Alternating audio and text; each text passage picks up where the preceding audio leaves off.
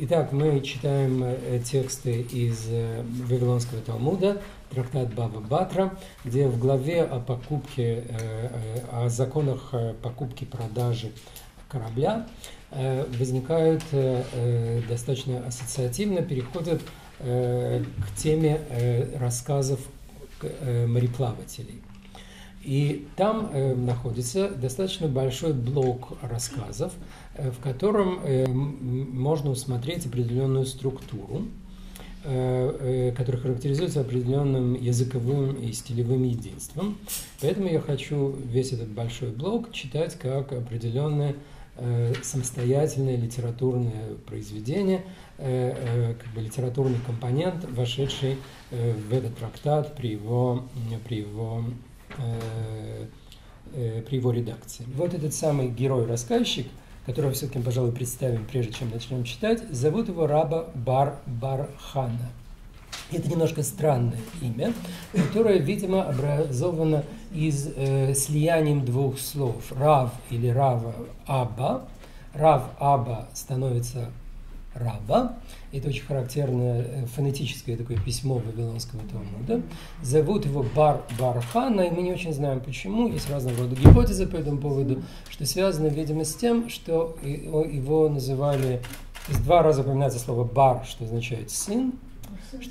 Он сын сына Ханы. То есть, видимо, он рано осиротел, и тем самым имя его отца не было известно и не прикрепилось к его имени. Так, видимо, полагают, но мы очень мало знаем о его биографии.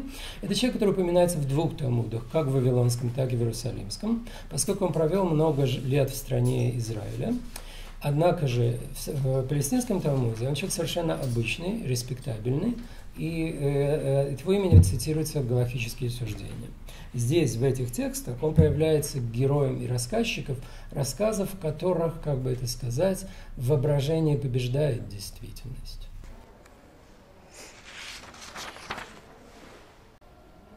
Сказал Раба Бар-Хана: однажды мы ходили в море на корабле и увидели ту рыбу. На самом-то деле слово, которое употреблено здесь, это слово кара или квара. И это слово достаточно древнее слово. Оно упоминается уже в разных, оно, по сути дела, если я правильно помню, аккадское слово, и оно упоминается для обозначения различных мифологических рыб уже в очень древних вавилонских текстах. Тем самым мы видим, что наш рассказ... Кара. И, в принципе, можно было бы, может быть, даже воспользоваться этим словом именно как нарицательным, как собственным именем, поскольку вполне может быть, что рассказчик не называет карой рыбу, которую он покупает на рынке. То есть это та рыба, это кара. И таким образом, оказавшись где-то там, в середине моря, в далеких пространствах, в тех местах, где существуют необычные волны и огромные рыбы, они увидели именно эту рыбу, но вошел ей червь в ноздрю, и она умерла. То есть в оригинале не употребляют здесь выражение ахлатина. Ахлатина – это как раз и есть вот такие вот какие-то очень мелкие морские животные, которые не мифологической природы. Что он хочет таким образом сказать в этой картине? Да? Смотрите, как бы вы это поняли. Это как если бы сказать, что Моби Дик умер, уколов хвост иголкой. Да? Или? То есть он хочет сказать следующее, что это огромная мифологическая рыба, как бы она ни казалась страшна, она умирает от мелочи, от какого-то мелкого рачка, который рыбаки выбрасывают из своих сетей. Тем самым он хочет несколько снизить от мифологической торжественности, да, поскольку мы можем только догадываться о том, какую роль, например, рыба Кара играла в фольклоре Ирана того времени. К сожалению, мы мало об этом знаем, поскольку вся их литература, все их эпическое наследие дошло очень фрагментарно. Но есть какой-то фрагментарный текст, который дошел до нас из Сагдианы, где рассказывает историю о том, как человек вышел к морю с сыном, и рыба Кара там была и похитила у него сына. А что происходит дальше, мы не знаем, поскольку текст обрывается. Но мы видим, что в каких-то сказительных культурах рыба Кара играет какую-то роль. Она большая, страшная, большая. Здесь же рассказчик хочет сказать, что даже вот эти огромные силы природы, которых следует бояться, на самом-то деле они могут умереть от естественных причин. И вытащили ее в воды и выбросили на берег. И были разрушены ею 60 городов. То есть так велика была онное чудо-рыба, что 60 городов, что даже выброшенная на берег, она была крайне опасна и разрушила собой 60 городов. Кормились ею 60 городов. Другие же 60 городов ели от мяса этой рыбы и были сыты. И засолили из нее достаточно для 60 городов. И из глазницы выкачали 300 мехов жира, да, как из китов. Помните, в Моби Дике, да? Из китов это масло, которое так важно было для них. А через год, когда мы вернулись, дотесали ее кости, чтобы отстроить из них те города. Те 60 городов, которые были разрушены. Тем самым мы видим, что наш рассказчик чрезвычайно, в принципе, оптимистичен, я бы даже сказал, головокружительно оптимистичен. Что он говорит, какой бы ни были, какие бы ни происходили катаклизмы в природе, они, по сути дела, позитивны. Да, выброшенная рыба, которая разрушит 60 городов, она, тем не менее, из нее можно сделать нечто, из нее можно отстроить эти же города, и жизнь продолжается своим чередом. В других главах этого цикла, до которого мы не дойдем, в самом последнем, где речь пойдет о Левиафане, о другом мифологическом чудовище еврейского бестиария, мы найдем примерно ту же самую идею. Там речь пойдет о том, что в эсхатологическую эпоху из кожи Левиафана будут делать разные важные вещи, но это другой мотив, другая метаморфоза похожего мотива.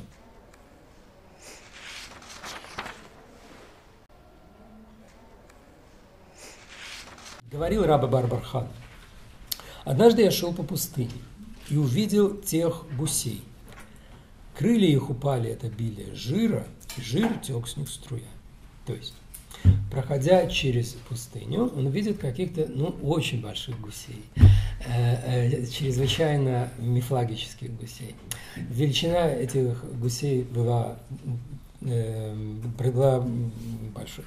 такова, и обилие жира было таковым, что в конечном счете жир уже не мог помещаться в рамках этого большого гусиного тела, стекал по перьям и приводил к прогрессивной потере перьев, крыл. Для чего? Кстати говоря, да, может, об этом я скажу позже. Явным образом эти огромные гуси в пустыне, жир которых столь важен, их держит для какого-то события, да? Для какого? Для пира. Гусей откармливают в пустыне для эсхатологического пира. Но пир далек. А почему в пустыне их откармливают? Поскольку, и это правильный вопрос, и сейчас мы видим в дальнейшем, что если водные пространства содержат в себе элементы примордиального хаоса, и тем самым там живет прошлое, то, что по-немецки называют Урцайт, то в пустыне живут элементы, необходимые для эсхатологической эпохи, для грядущего. И вот он, один из них. Нас ожидает пир, говорит нам рассказчик, тот самый пир, о котором говорит Исаия, у Исаии есть пророчество о пире, на котором будут пить различные вина. И этот текст, достаточно загадочный, как и любой пророческий текст, истолковывался в раввинистической культуре как говорящий, и не только в раввинистической культуре, на самом деле и в предшествующих еврейских культурах, и как таковой он, видимо, повлиял на ранних христианских авторов, на притчи о пире у Матвея. И таким образом это текст, который понимался, таким образом возникает определенное представление, традиция об эсхатологической трапезе, которая будет трапезой для живых людей, для воскресших людей, и их силы нужно восстановить, основательно подкрепившись. И вот, оказывается, в пустыне выращивают гусей, необходимых для этого дела. Надо сказать, что гуси эти появятся еще несколько позднее, и в следующих текстах этого компонента в Баве Батре и появится также более детальное описание грядущей трапезы с ее увеселениями и с участием в ней известных, быть может, вам мифологических существ Левиафана и Бегемота. Здесь же у нас есть первый, таким образом, элемент эсхатологического меню. И вот, гуляя по пустыне, Раба бар-бар-Хана встречается с этими гусями, которые страдают от обилия жира, но ничего поделать с ними нельзя. Спросил я их, есть ли у нас в вас доля в мире грядущем? Это очень интересный вопрос, да? Ужасно напоминает мне Дагласа Адамса, если кто-то из вас любит этого писателя, про то, как путешественники во Вселенной приезжают в ресторан в конце Вселенной, и называется Meet the Dish. И приходит большое четвероногое существо, которое предлагает им, какой частью своего тела я могу заинтересоваться. И несмотря на то, что это кажется людям чрезвычайно негуманным, на что четвероногое существо отвечает, ведь это же гораздо более негуманно. Есть людей, есть животных, которые не хотят быть съеденными. В данном случае у нас есть нечто чрезвычайно похожее на Дагласа Адамса, а именно есть гуси, которые пребывают в пустыне. Они прекрасно знают, что это их эсхатологическая задача, это их предназначение. И понимая это, наш путешественник спрашивает, какая из частей вашего замечательного, истекающего жиром тела принадлежит мне и моим коллегам. Тогда один показал мне крыло, а другой бедро. Как спрашивают, вам крылышко или ножку? Вам, да, я ожидал, что здесь будут разного рода ассоциации с нашими, как сказать, мифологическими произведениями, как-то идти на гуся и так далее, но я как бы их не реализовал. Когда пришел я к Раби Элазару, то сказал мне, суждено Израилю держать ответ за них. И это очень интересный ход рассказа. Наш восторженный путешественник совершает свой вояж по пустыне, встречает там элементы грядущей эсхатологической трапезы, имеет с ними короткую беседу, знает, какую часть тела животного он может при хорошем стечении событий обрести. Что ему говорит мудрец? Он возвращается домой. Помните, мы говорили, что когда человек уходит в путь, на самом-то деле, зачем он уходит в путь? Для того, чтобы вернуться к исходной точке пути. Возвращаясь к исходной точке пути, встречается его странствие и его изначальное пребывание и получает свое осмысление. Какое осмысление здесь его странствия? Странствие становится осмысленным только тогда, когда он вернулся в дом учения, в академию. Он пришел к Раби Элиэзеру, и что ему говорит Раби Элиэзер? Вместо того, чтобы восхититься и сказать, мне крылышко, тебе ножку, он говорит, нам суждено ответить за это. Нам суждено ответить за страдания гусей. гуси страдают в пустыне, истекая жиром, поскольку мир ведет себя неправильно. Мир ведет себя неправильно, и поэтому он не приходит к изначальным поставленным задачам, он не приходит к эсхатологической трапезе, он не приходит к тому правильному устройству общества, когда все могут собраться вместе, сесть за стол и начать, в конце концов, жить так, как следует правильно жить людям. В конечном счете наш рассказчик достаточно ироничен к странствиям героя. Он отправляет нашего героя в эпическое путешествие, но это эпическое путешествие – это пародия на эпические путешествия. И в конечном счете из этого путешествия наш герой не приносит ничего важного, ничего сущностного. Он не дает ответа ни на какие вопросы. Вот да, он увидел элементы грядущего, элементы прошедшего. Он действительно понял, что мир управляется Всевышним. Он действительно понял, что Всевышний беспокоится о мире.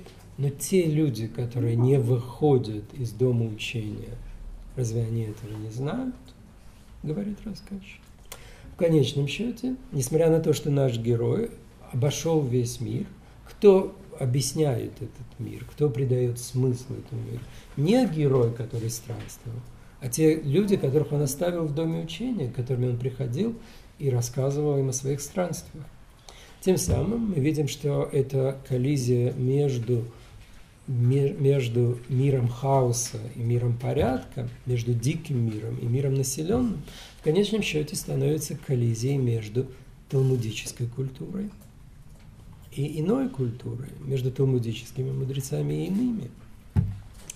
И тем самым, если мы выбрали путешествие Рабы бар-Бар-Ханы как пример дорожных рассказов или travel fictions из Вавилонского Талмуда, то мы видели здесь, и это уникальный в этом плане пример, как этот вид истории, как эта жанровая дефиниция является, в общем-то, способом саморефлексии, саморефлексии талмудической культуры.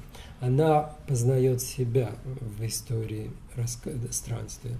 Она отправляет своего героя в дальние странствия не столько для того, чтобы рассказать читателю, как это рассказывают, скажем, путешественники, скажем, в христианской литературе примерно этого же времени есть истории о путешествиях. Есть вот такая, например, госпожа Егерия, которая приезжает откуда-то из Греции в землю Израиля и долго рассказывает о том, как она переходит от одного святого места в другое, и как мы пришли и вознесли свои молитвы, и нас встретили люди, и было нам хорошо. Но, скорее всего, основная цель этого рассказа не дать свидетельство о большом загадочном окружающем мире, а это для того, чтобы всмотреться в тот мир, в котором они живут, и ощутить его ценность.